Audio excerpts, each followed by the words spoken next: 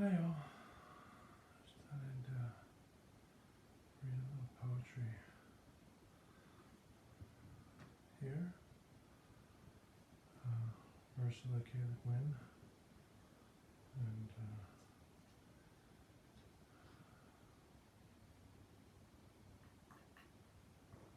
share a little with you all. There it goes. As usual, I haven't pre-selected poetry, nothing curated. And kind of wondering if fan in the other room, you want to help me with this, Lynn? Maybe you can help. I think I just got myself perfectly sorted. I was thinking, thank you, appreciate that, Lynn. I think the fan in the next room might sort of seem louder to you guys. You okay, Shabo? Sit up there. Anyway, I'm in a particular mood, so here we are. So I'm going to just pick up here and see what happens. I haven't pre-read these, so hopefully I don't mess them up all that much. So I've opened to I'm in Finding My Elegy, a volume subtitled New and Selected Poems. Of course, Ursula K. Le Guin is who we're reading today. So there's the book Finding My Elegy, and I opened to page 110. Makes me feel like maybe reading from 108 would be nice. Yeah, I'll start at 108. The poem is entitled Every Land. It starts with a quote from Black Elk.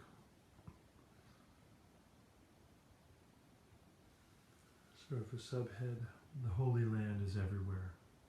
It was attributed to Black Elk. This one's titled Every Land. Watch where the branches of the willows bend. See where the waters of the rivers tend. Graves in the rock. Cradles in the sand. Every land is the Holy Land. Here was the battle to the bitter end. Here's where the enemy killed the friend. Blood on the rock, tears on the sand. Every land is the Holy Land. Willow by the water bending in the wind, bent till it's broken and it cannot stand. Listen to the word the messengers send, life from the living rock, death in the sand. Every land is the Holy Land.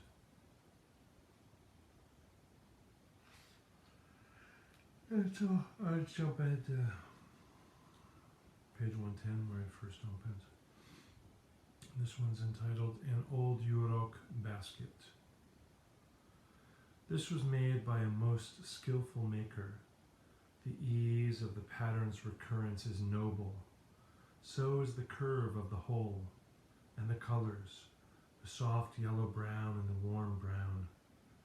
Yet in the way that it sits, I see something imperfect, expectant, immediate, alert like a bird with its head cocked. It grew into being. Its stillness remembers the tug of the living reed root in the current. The humor of pliable, sensitive fingers is here in the weave of the fern stems, the even, uneven rhythm of life work. And this is what's missing, my heart says. What's missing?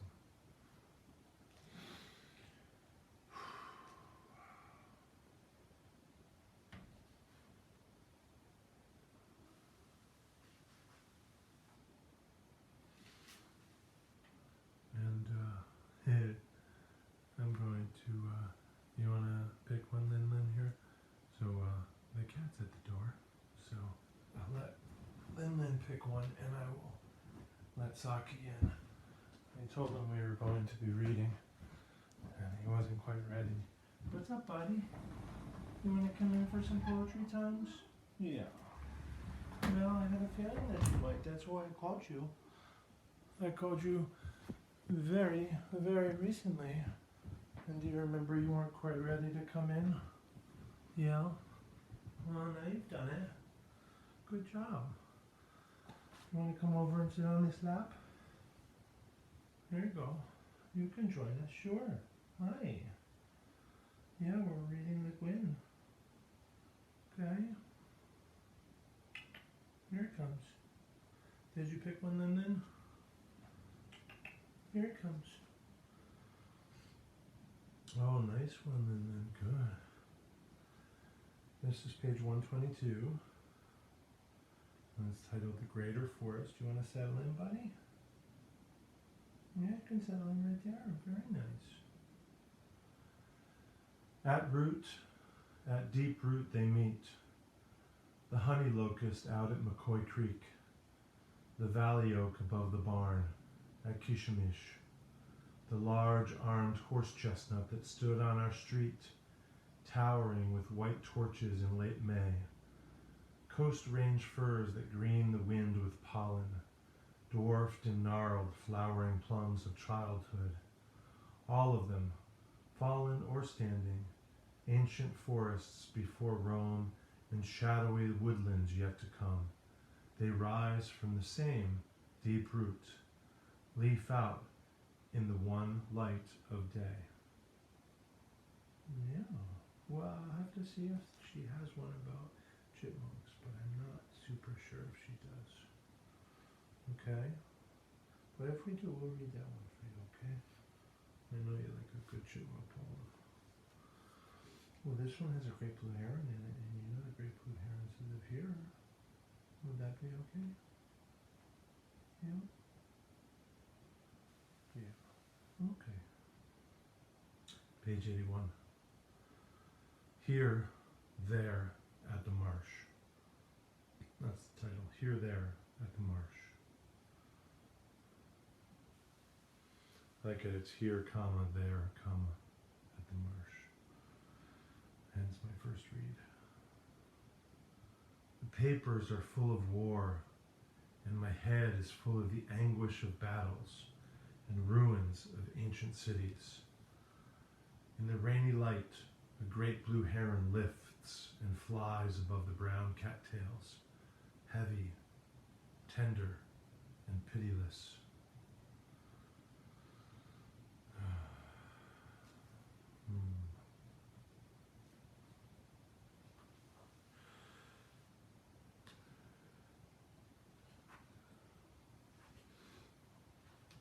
Do you want to read that one for John? What do you think?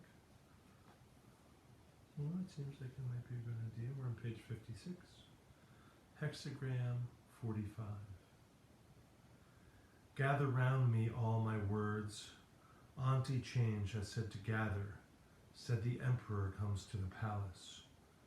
Come closer to me, closer. Arrange yourselves in order, peasants, merchants, artisans, lords, common nouns and working verbs, beautiful adjectives, names of glory. Assume your syntax, raise your swords, shouting, roaring, inventing meanings. Save me from the silent demons. Where there's blue, shout red, red. Where there's end, make story, story. Well, I think we could definitely see that as being about chipmunks at a certain level. Yeah. I think that's pretty clear to most scholars of fine poetry. Yeah.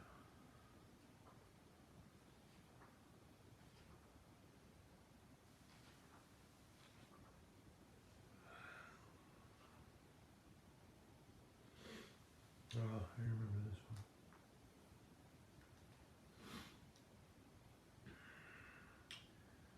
Well, I'll read two. There's one on page 16 and one on 17. All right? Well, that one's all about the Pittsburgh Steelers, so should probably read that one, do you think?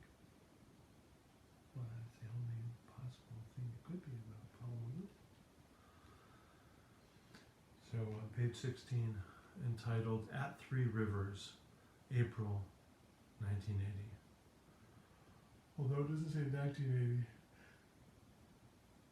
says apostrophe 80. So, At Three Rivers, April 80. A tree that blossoms in the wilderness in some April beyond history, and farther west than all the pioneers, is in no way less, though there be none to bless, and no woman stand in tears under the whitening flowers. Only the tears were ours. Yep. The next page, Slick Rock Creek, September. Can I pay attention for Sarah? Okay. Okay. Gotta focus, alright?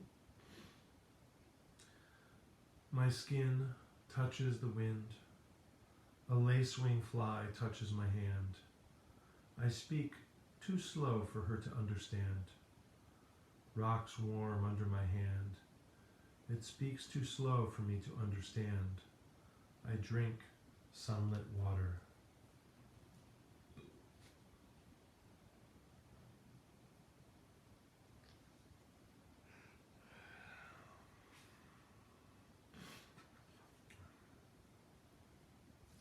This is page 113. Is that right? Yeah. Yeah. Well, this is Saki here.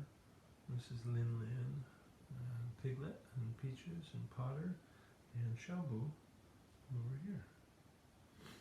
Okay, excellent. Thank you for letting me introduce the band. AOFF.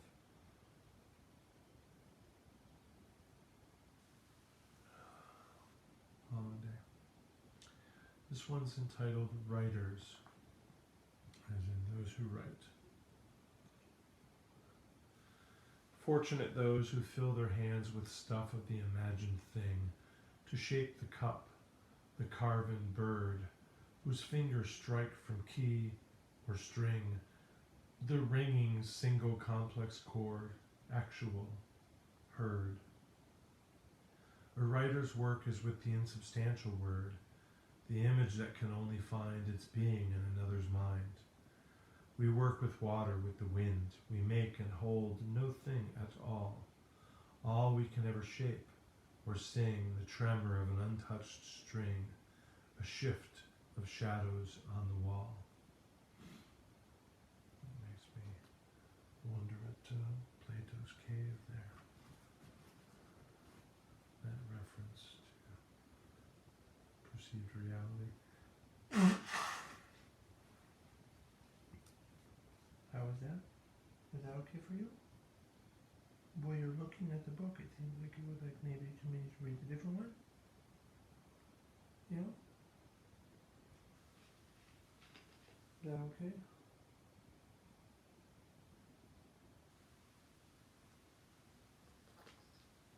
Well, thank you for saying so. Appreciate that. We're still on the same volume.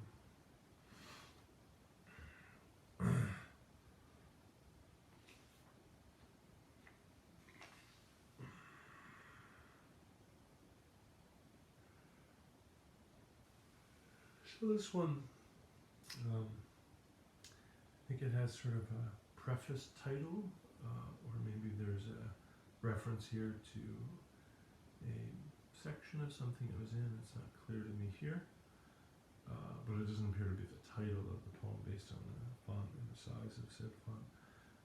But at any rate, it says Notes from a Cruise, and then the title, Antigua, The Silence of the Mountain. Page 78. 78. A long, long line slants up the sky, half seen, half guessed. Through milky haze it draws the eye, and draws the eye higher and higher still, amazed that silent earth can raise so high a pure geometry of praise. But churches bowed and towers broke the last time the volcano spoke.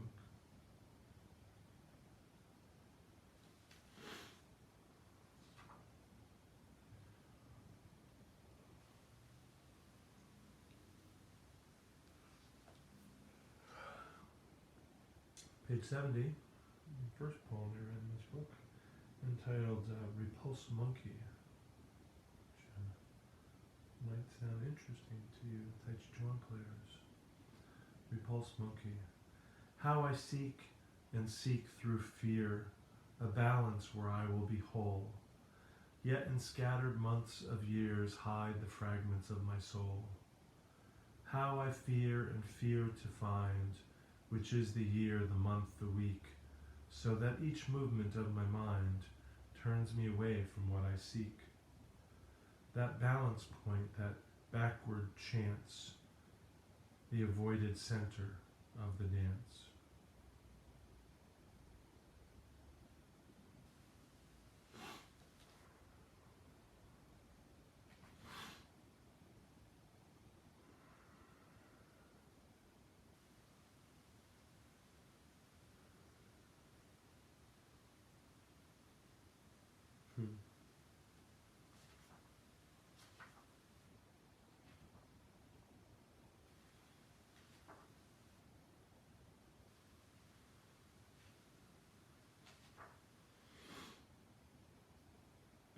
Okay, buddy. How about this one, page 41?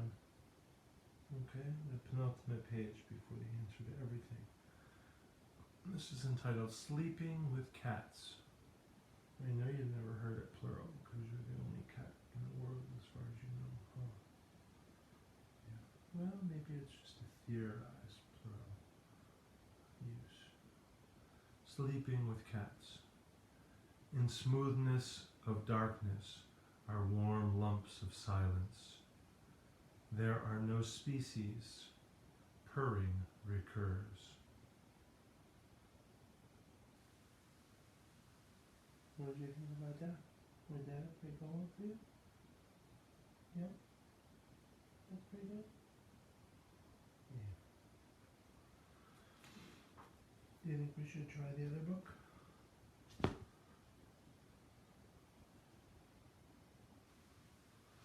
Hello everybody. I can't quite see who's on, but I see a heart. Is this one okay? This is entitled So Far So Good, another Ursula K. Le Guin. The subhead is Final Poems 2014 to 2018. Of course, also Ursula K. Le Guin.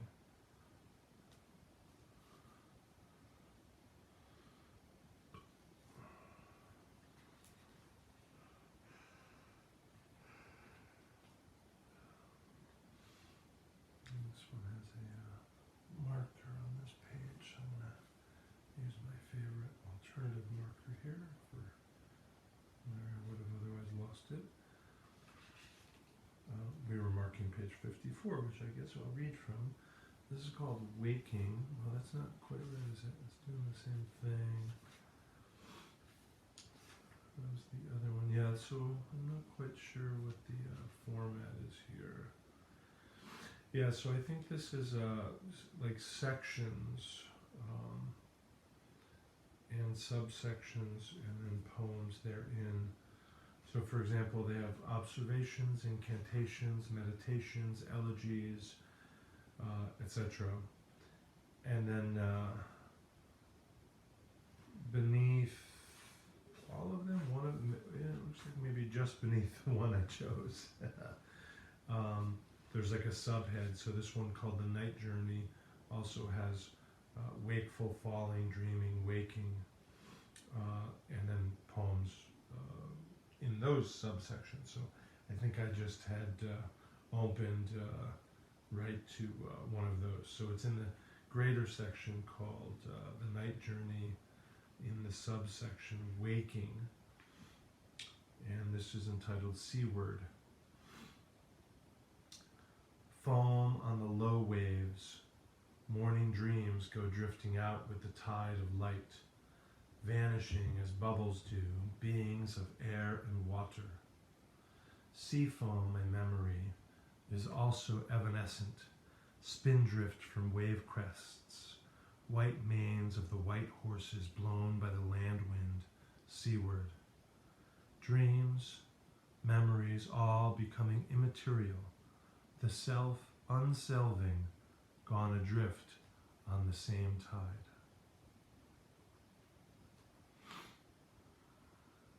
Okay. Thank you, Shabu.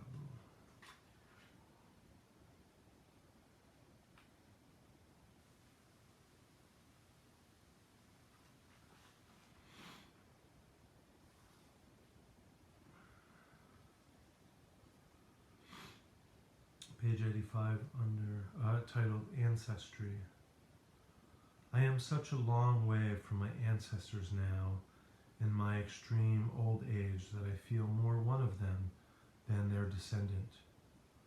Time comes round in a bodily way I do not understand. Age undoes itself and plays the Ouroboros. I, the only daughter, have always been one of the tiny grandmothers, laughing at everything, uncomprehending, incomprehensible.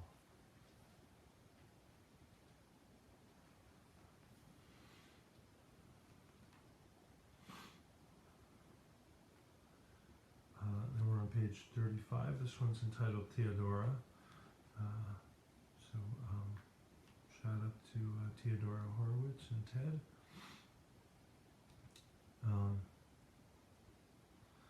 I think how fine my mother was. Her doings and her things were lovable. Her turquoise bracelets, her violet dinner dress with a jeweled waist. The way when she was undressing, she'd go around with her nylons unhitched. I think of all this now with tenderness and comfort in the recollection. Oh, I was so angry at her when she died, for dying. But at last that's gone, and she comes to me again with silver and turquoise on her wrists in the sunlight.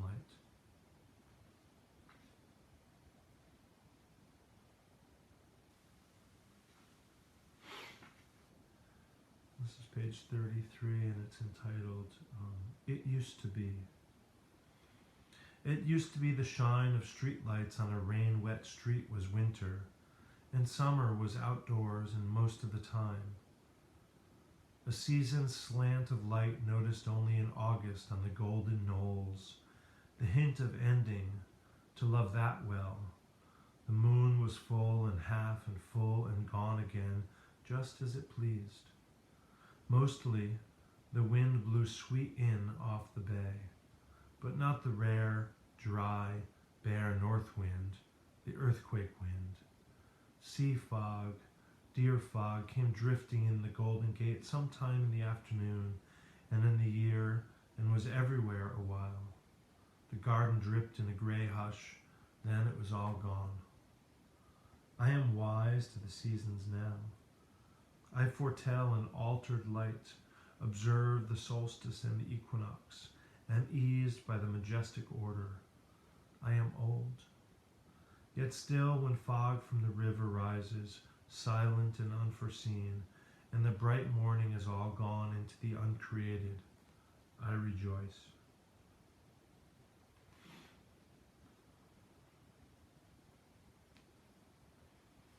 Page 30. This is entitled, How It Seems to Me. Okay, here you go, Piglet. Let me help you out here, sweetheart. Okay? Can you still see Peaches? Okay. And you could turn around and face me and you'd see the same thing. Well, that's true. You wouldn't see yourself on TV, so maybe staying there is the best bet. I'm going to out. Miss Penelope Potter, come over here where you can see her, okay? Page 30. How It Seems to Me.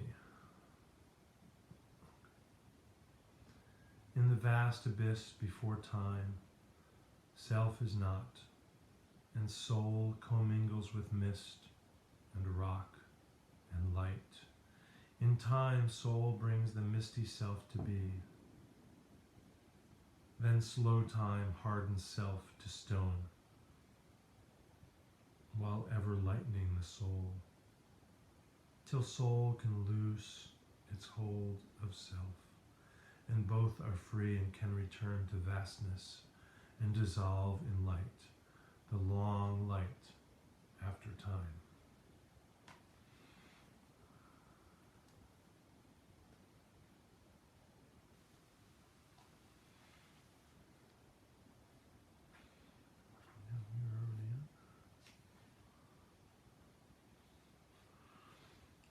Page 86. On the western shore. Ebb tide is when to roam the long beach alone and find the jetsam of the forgotten or unknown. A slender breastbone, a glass net float lost from a boat off Honshu, borne over ocean a century unbroken.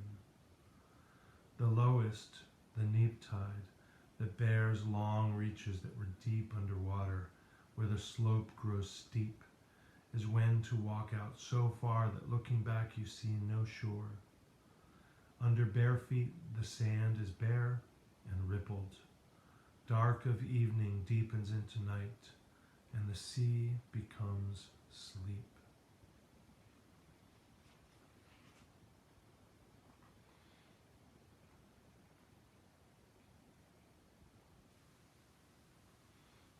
Page 78. The last visit. In the heart of my memory, that house, memories overcame me. Only if I could forget them would I be there in that house. There where all I remembered was substance visible. I was my shadow's shadow, a child, a visitor, a ghost.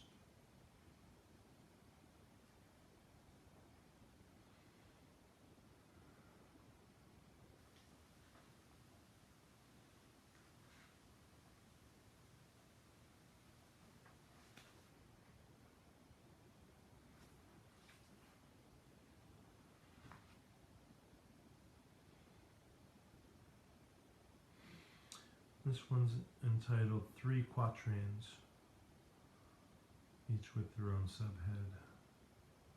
Page 73. 3 Quatrains. Over 80, the wire gets higher and they forget the net. Matter. In dream, I'm quick on my feet as I used to be, running up and down stairs with a light clatter, walking free, not even knowing that I'm free, not yet mastered by my own dark matter. The hair that dwells on the hill of delight, even in wintry age will not turn white. Thinner, but as lively as before, she springs and dances at Aphrodite's door.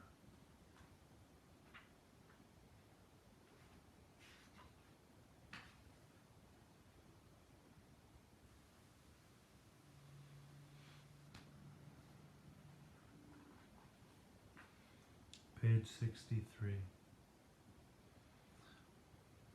This one is entitled Calm Sea. It seems like it has a slightly different title here.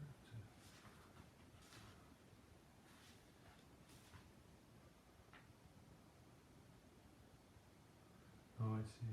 So these are all kind of part of a larger piece called So Far. I don't think I want to just jump in and read a part of a larger part.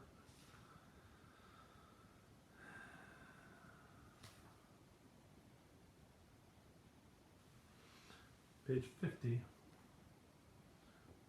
a brief one titled Farther. Adrift on the sound of rain, on a windless sea, in a sailless skiff.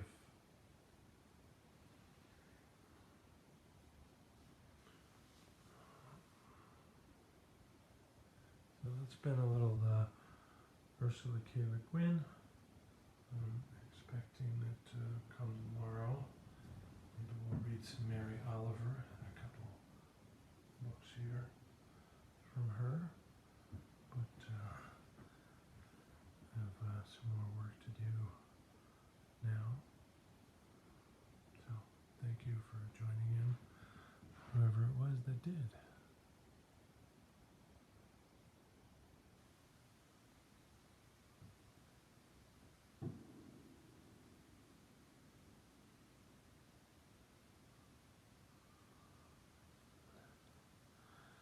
just trying to acknowledge the people that are here or were here before I hit end. So, in case you're wondering what I'm doing. All right, thank you all very much.